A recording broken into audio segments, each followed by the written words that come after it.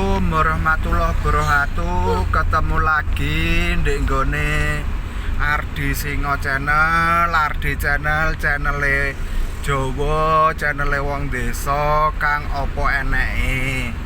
Oke bolo, pagi iki muga-muga panjenengan sedaya, panjenengan kabeh selalu dalam lindungan daripada Allah Subhanahu wa Ta'ala, Tuhan sang pemilik alam. Oke guys, ya tidak luput mengucapkan bela sungkawa kepada saudara-saudara kita yang ada di Sumatera dan Aceh. Semoga tabah dalam menerima ujian bencana dari Allah Subhanahu wa Ta'ala. Oke guys, pagi iki kemana? Mari kita kemana? Nah, iki coba menelusuri JLS antarane Blitar ngantek Tulungagung, kok jere kok tembus guys. Nah, iki coba ditelusuri wis piye keadaane. Lek wis tembus ya alhamdulillah iso buka perekonomian. Oke guys, engko selanjutnya tak dubbing ya guys, tak dubbing mergo yo konsentrasi karo nyetir. Yo koyo aku ngene iki aja ditiru guys, mergo sangat membahayakan perjalanan iki ya. Oke guys, dilanjut engko nang nggone video-video selanjutnya kae karo bocil FF kae panggae es mbuh kae wis. Oke, dilanjut jempol pol kagem panjenengan sedaya.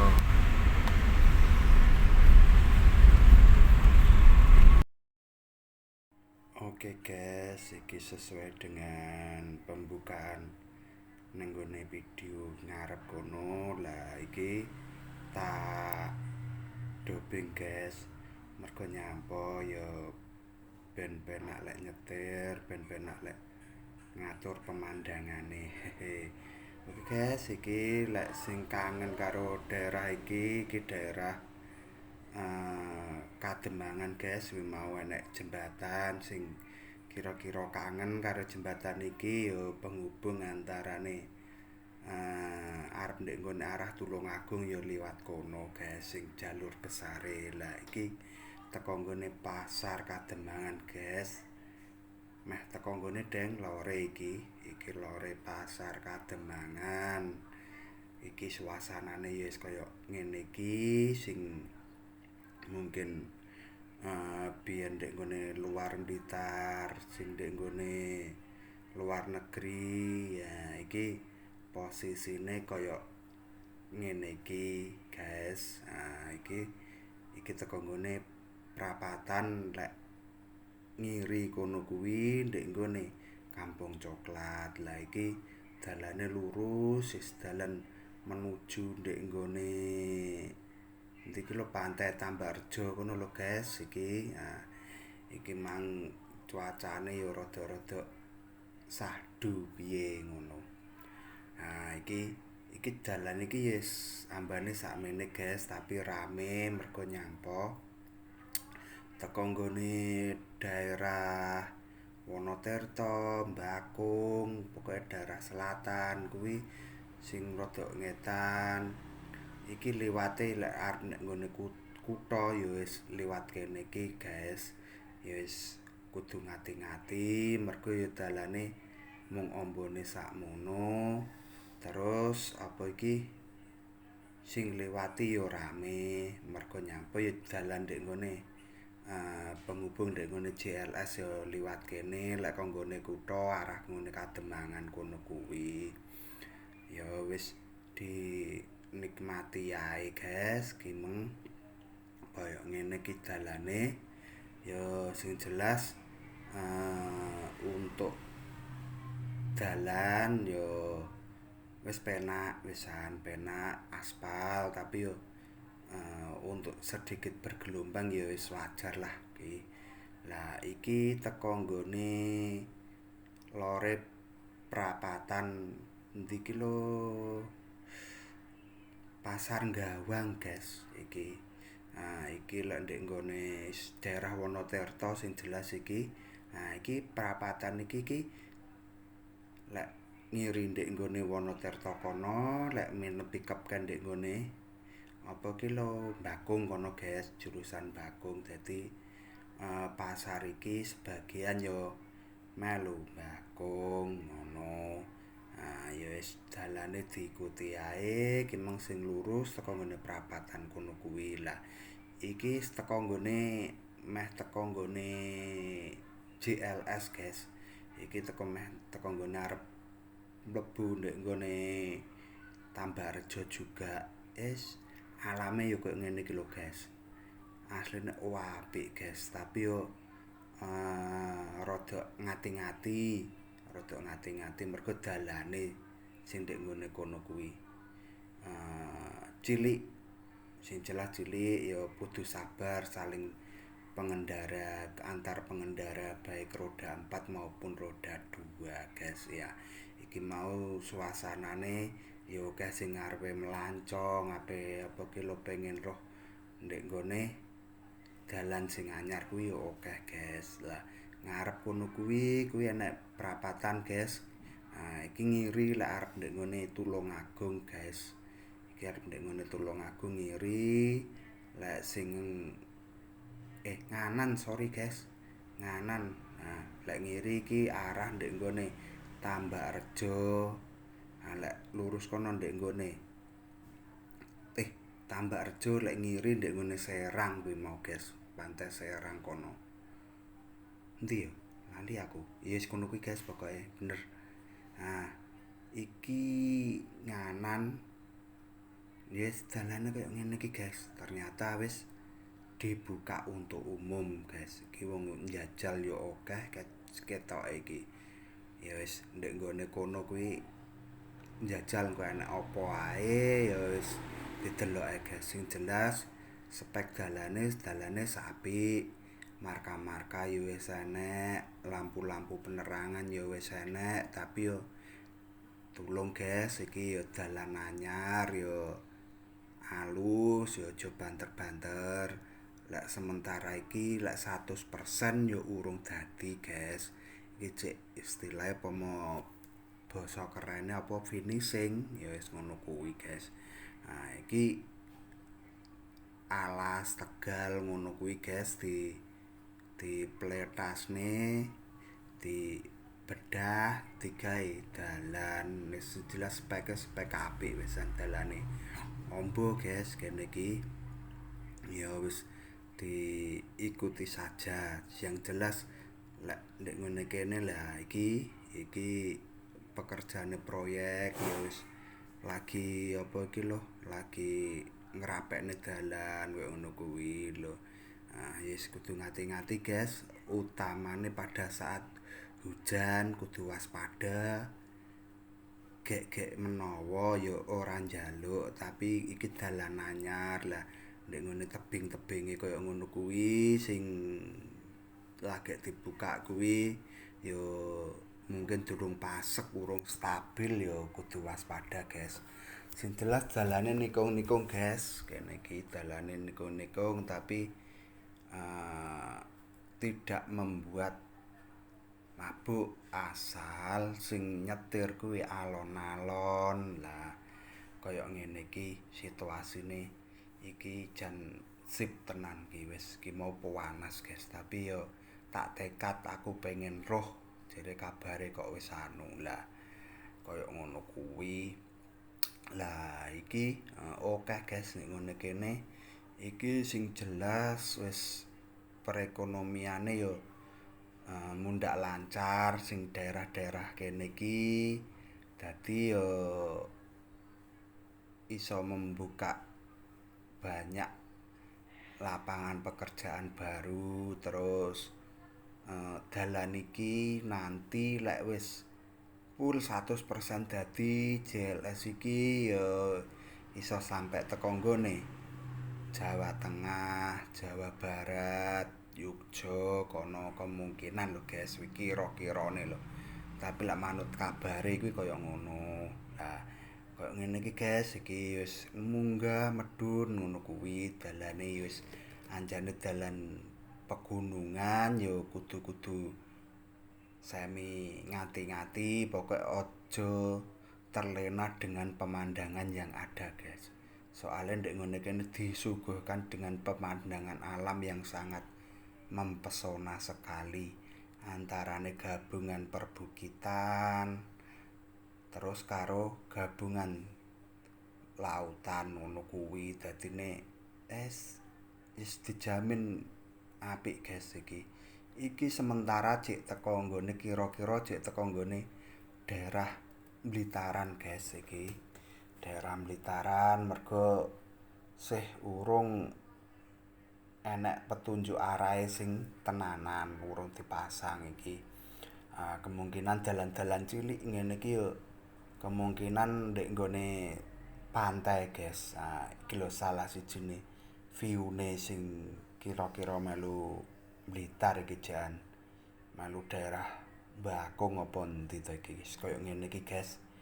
Iki njajal ki engko tak sempatne guys, tak delokne ndek ngono kono tapi panas guys.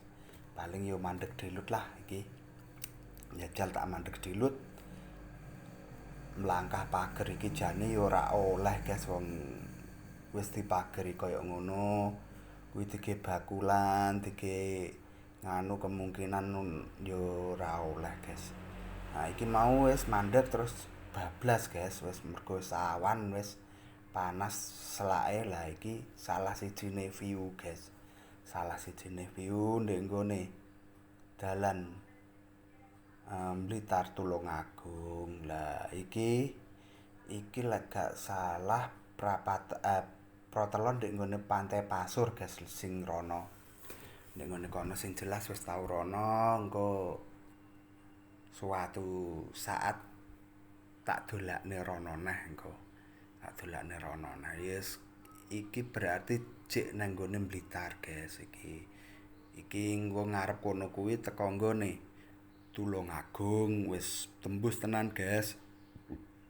Dadi untuk JLS penghubung antara Blitar Tulungagung sudah tembus. Wes kabar gembira iki guys, kabar gembira sekali ini.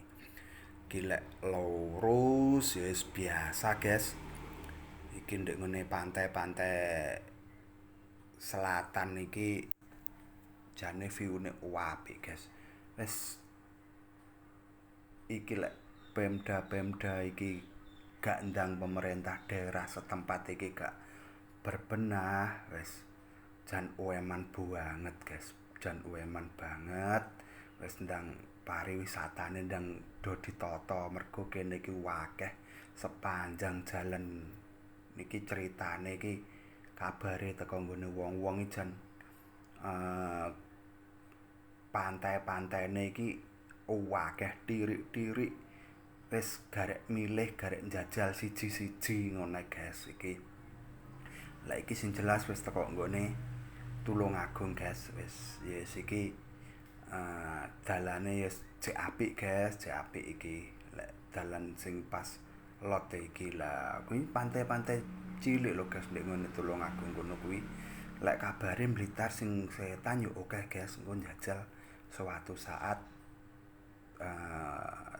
menggok dolan ndek ngene pantai kono guys, ndek ngene pantai Blitar kono. Lah iki posisine wis teko nggone Tulungagung, iki wis biasa guys. Wis tau aku wisan. Lah yes posisine koyo ngene iki ya, iki pantai cilik neh guys. Pokoke nek tanda-tanda ngono kuwi berarti jurusan ndek ngene pantai guys kuwi. Pantai mbah wis akeh kelinci, ndludu apa-apa akeh ndek ngene kono. Terus sing ndek nggone dhuwur-dhuwur kae yo enak lho guys kuwi. Wong dolan, wong menikmati sing ndekne puncak-puncak ngono kuwi. Kuwi Iki lek gak salah ngarep kono kuwi wis teko nggone apa ki lho, ya semacam angkringan, guys. Tapi sing melu nggone Tulungagung. Sorry ki mau ora kepidio, tapi apik guys nek ngene kono lah iki yo jalur nek ngene pantai neh guys memang. Yo pokoke lek ndek nggone kene saranku guys, mbuh kuwi nggawa roda loro, mbuh nggawa roda papat, lah kuwi kudu pastikan bensin terisi full. Terus ban-ban kuwi diceki, angin-angine diceki. Kuwi lah terus pastikan mesin kendaraan yo normal guys, aja sampai nganu soalnya sepanjang jalan iki yo sik urung tersedia fasilitas-fasilitas umum kaya ngono kuwi kaya pom bensin, terus bengkel ngono kuwi urung tersedia guys. Lek warung-warung cilik ngono kuwi sing menyediakan mungkin bensin eceran adalah kuwi, tapi lek bengkel-bengkel kaya sifate sing tetep urung enek guys kuwi guys. Jadi yo kudu dianu iki kudu dipersiapkan. Tapi suatu saat yakin nggih ngene sepanjang jalan iki pasti berdiri yes bengkel, mungkin penginapan ngono-ngono kuwi. Salis diawali warung-warung cilik ngono kuwi wis akeh tertata ndek nggone sepanjang jalan iki. Dadi wis gak usah kuwatir lek sajakane keluwen wis ndang mampir ndek ngene salah sijine ngono kuwi guys. Lah iki engko aku arep njajal ndek nggone Sinai kono wis tembus apa urung kuwi, soalé sing rono terakhir kuwi urung di aspal ngono guys. Njajal kita delok lek wis tembus ya berarti wis tembus daerah Popoh kono kuwi. Lah kulone kono kuwi wis ndek nggone Sinai. Ternyata ki urung guys. Oke guys, iki mau setelah delok JLS, mirsani JLS dan ternyata wis sambung guys.